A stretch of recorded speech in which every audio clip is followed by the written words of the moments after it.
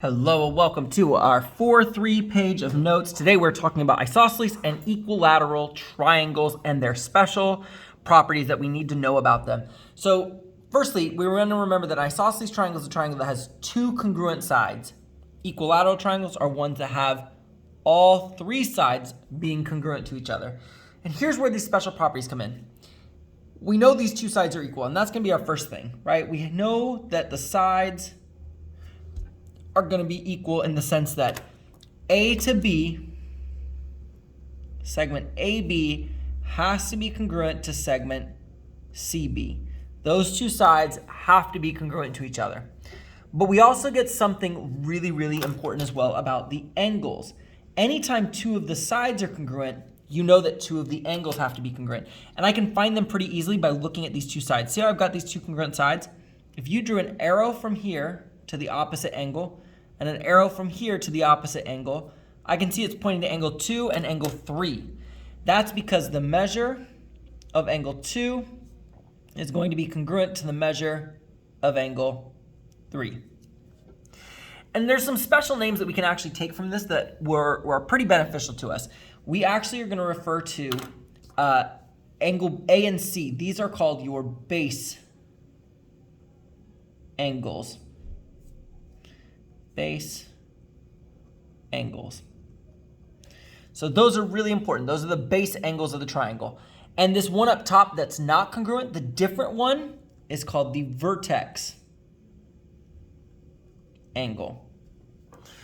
And then there's a couple other important pieces, these sides here. This side and this side right here, this is called the legs of the triangle. So those are the isosceles triangle's legs. And then right here across the bottom, we call this side the base. So there are your four vocab words that you can use to refer to a triangle that's isosceles. Over here for our equilateral, we also have a sides rule and an angles rule. The sides rule is just that all three sides have to be congruent to each other. So AB is congruent to BC, which is congruent to CA. All three sides have to be congruent to each other. For the angles, something really important happens here. Just like with the isosceles, if there's two equal sides, there's two equal angles. Since there's three equal sides, there has to be three equal angles. And so we got to find a number. We got to think of a number that can be the same, because we know from the last chapter, from 4.2's notes, that all three of these angles have to equal 180 degrees. But they have to be equal. So I need some number that if I add it to itself 3 times, I get 180. In other words, x plus x plus x is 3x. And if I divide both sides by 3, I get x equals 60. So what's important to take away here is that in an equilateral triangle, all three angles always have to equal 60 degrees. So all are equal to 60 degrees every single time. So equilateral triangles, we have to expect them to be 60-degree angles.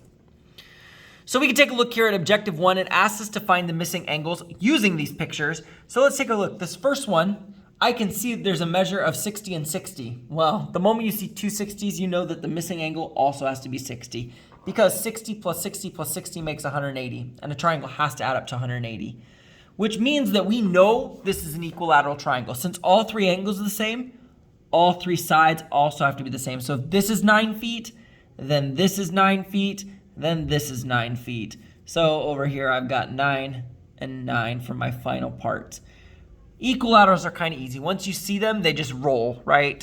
Everything's 60, all the sides have to be the same.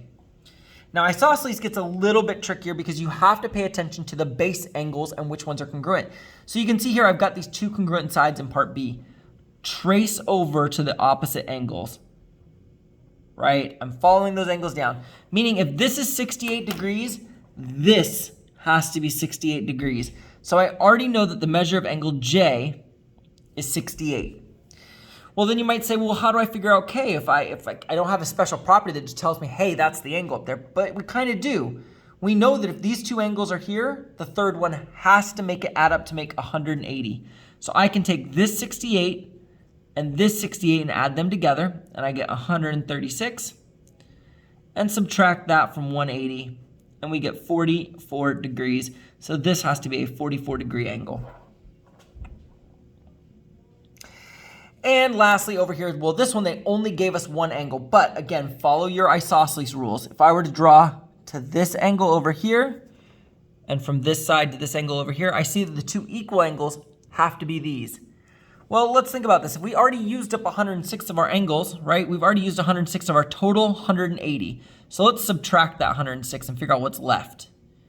I got 74, meaning we used up 106, there's only 74 left, and we need to split that 74 up evenly amongst those two. So 74 divided by 2, which is going to give us 37. So each of these have to be 37 to make this work out equally and to still add up to 180. And that's our answer. So if they give you the base angle, we write the other base angle and subtract it from 180. If they give you the vertex angle, you're going to subtract that from 180 and then divide it by 2. All right, objective 2 says, find the missing angles in these complex figures, and these problems got a little bit more complicated, but we're gonna be able to do them pretty easily. If you take a look at this first one, we got two 74-degree angles. Well, we know then this has to be an isosceles triangle because there are two congruent angles. I'm gonna use that little trick here that I did earlier. I'm gonna circle this angle and draw a line over here. Circle this angle and draw a line over here. Well, that tells us then that these two sides have to be congruent because these two angles are congruent. So I'm gonna set those two things equal to each other. 9x minus 73 is equal to 3x plus 23, right? That's the definition of being congruent, is that they have to be equal to each other. So the smaller x here is the 3x. So I'm gonna subtract 3x from both sides. That cancels. I've got 9x minus 3x is 6x. Bring down the 73 and bring down the 23. And now I can add 73 to the other side.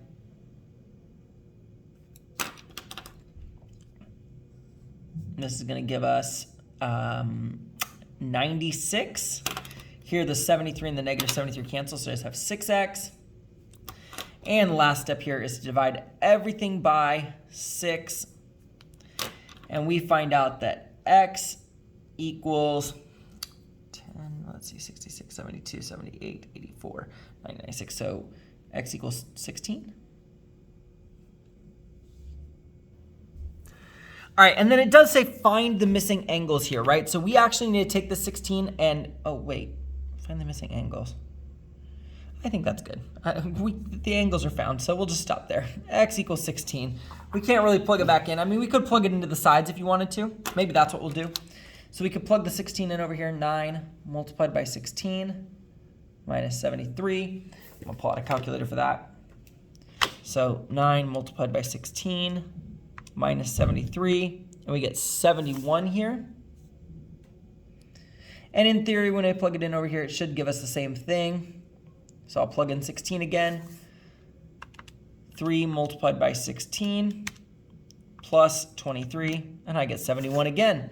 So it looks like we got two good equal answers, so that's a good solution. Taking a look at B over here, B, I can see there's a 60 and a 60. That automatically tells us this other one has to be 60. So this is an equilateral triangle. All three of those sides should be congruent to each other. So if I want to solve for x, I'm going to set these two things equal to each other. So 7x plus 19 equals 11x minus 89. All right, my smaller x is the 7x, so I'm going to subtract that first. Bring down this 19 equals 11 minus 7 is 4x, and bring down that negative 89. All right, let's get rid of that negative 89 by adding it to both sides. That's going to cancel here. And we got 108 equals 4x. Divide this by 4 to cancel out there. And that's going to give us 27 is equal to x. Yet again, it does say find the missing angles, but we could just plug them into the sides and see what we get. So these are some big numbers, but 11 multiplied by 27 minus 89. Check that out. 11 times 27 minus 89, and I get 208 over here. We should get the same answer over on this side. I'll plug in 27 over here. 7 times 27 plus 19.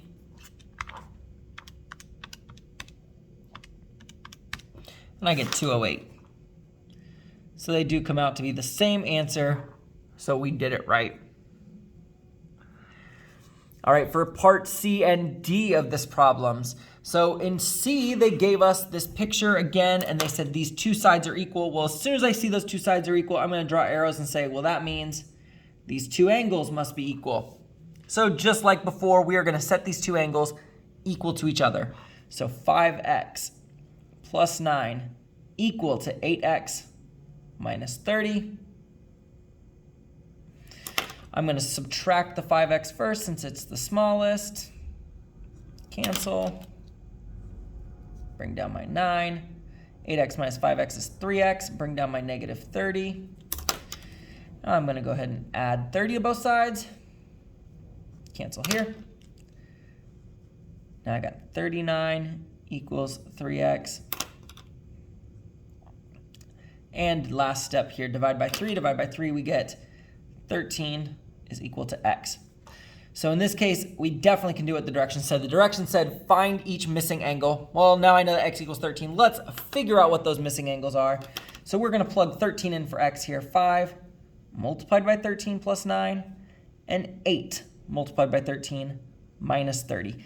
Again, if we did this right, they should come out to the same answer. 5 multiplied by 13, add 9 to that, we get 74. And let's double check that we did this right. 8 multiplied by 13 minus 30 on 74. So we definitely did a good job there. All right, and D, well, D has multiple things happening here. D has a y and an x, and it probably should have set up here in the directions. It doesn't, but we will add that. It says that this, so triangle PQR is equilateral. So it is equilateral. That means this side, and this side have to be equal. And it also means that this angle, and this angle has to be equal.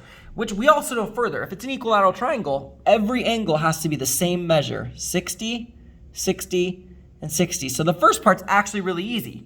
This 7x minus 3 represents a 60-degree angle. So I can solve 7x minus 3 by setting it equal to 60 because every equilateral triangle has to be 60. That's the reason we can do that with this one. So I'm going to add this 3 over here. This cancels. I get 7x equals 63. Divide by 7. This cancels. And I get x equals 9. So we don't really have to plug that back in because we know we're going to get 60. That was the whole point of that. Here's where it's a little bit weird. To solve for y, there's a lot of y's here. There's a y here, here, and here. You don't have to use all 3 of them. You only have to use 2 equations. Any 2, it doesn't matter. If you pick any 2, you'll get the same answer. So maybe I want to use the 14 and the 11y. Maybe I choose that. Or maybe I like these because it's got a smaller number. 9y here has a smaller number than the 14. So let's choose these 2. I'm going to use these 2. You could use the 14y though, and you're going to get the same answer. We're going to set these 2 equal to each other because they're equal. It's an equilateral triangle, so they have to be the same measurement. 11y minus 23. And we're just going to go ahead and solve this. So I'm going to subtract 9y from both sides. That's going to bring down this positive 1. 11 minus 9 is 2y. Bring down this minus 23. We'll add 23 to the other side. That's going to give us 24 equals 2y. I'm running out of room, so let me just bring this over here. 24 equals 2y. And my last step, divide by 2. And we get 12 equals y. So overall, we know that y is equal to 12 and x is equal to 9. Those are our 2 solutions we needed for that equilateral triangle. All right, getting on to that second page. So now we've gone ahead and written some of them out in words. So it says draw your own picture to determine what's going on. So objective 3 is a little bit complicated because we got to get our own picture going. So it says triangle RST is given. So let's draw a picture of a triangle, and we'll put R, S, and T. And it says RT is congruent to ST. So RT is congruent to ST. I'm going to put those little tick marks there to see that. The measure of angle R is 9x plus 2. The measure of angle S is 13x minus 18. I'm going to use arrows actually. 13x minus 18. And the measure of angle T is 17x plus 1. It says find the measure of each angle. Well, the first thing we got to look at is which angles are equal. There's only two equal sides, two congruent sides, meaning it has to be an isosceles triangle, meaning there should only be two equal angles. So I'm going to go to this opposite side goes to here. This opposite side goes to here. So it looks like the two equal angles are the 9x and the 13x. So I've got those are equal, which means to solve for x, we're going to set those two things equal to each other. 9x plus 2 equals 13x minus 18. So I'm going to start by subtracting 9x from both sides. Cancels. Bring down my 2. 4x. Bring down my minus 18. All right, we'll add 18 to the other side. Cancels here. And now 2 plus 18 is 20 equals 4x. One final step here, divided by 4. And 20 divided by 4 is going to give us 5. So x is equal to 5. Now it did ask us to figure out what each angle is. So we're going to go ahead and plug this in. I can see that angle S, the measure of angle S, the measure of angle R, and the measure of angle T. So when I start with S, we're going to plug 5 in, right? So 13x minus 18 becomes 13 times 5 minus 18. 13 times 5 is 65. 65 minus 18 is 47 degrees. All right, the measure of angle R was this 9x plus 2. So 9, instead of x, we'll put a 5 plus 2. 9 times 5 is 45, plus 2 is 47. Hey, that makes sense, right? We did say these two angles should be equal, and they are both 47, so it does make sense. And last, we got 17x plus 1, so 17 multiplied by 5 plus 1. 17 times 5 is going to be 85. 85 plus 1 is 86 degrees. And as always, you could double check your work right here. 47 plus 86. Boom, I got 180, so it definitely worked. All right, B says in triangle DEF, so again, let's draw a triangle and label DE and F. DEF. Says angle D is congruent to angle E. So the way we do that is put these little bubbles in here. D is congruent to E. And then they told us our sides. They said that side DE is x plus 4. So that goes there. EF is 4x minus 8. That goes there. And DF is 7x minus 35. That goes there. Find x and then measure of each side. So again, we know we have an isosceles triangle here. Two angles are equal. So that means two angles are equal, so two sides are equal. So let's draw arrows from these equal angles. This one points here. This one points here. So the congruent sides are the 4x and the 7x. The x plus 4 is definitely there just to kind of throw us off. We'll need it at the end, but we don't need it yet. So let's set these equal. 4x minus 8 equals 7x minus 35. Get rid of the smaller x, so we'll subtract 4x.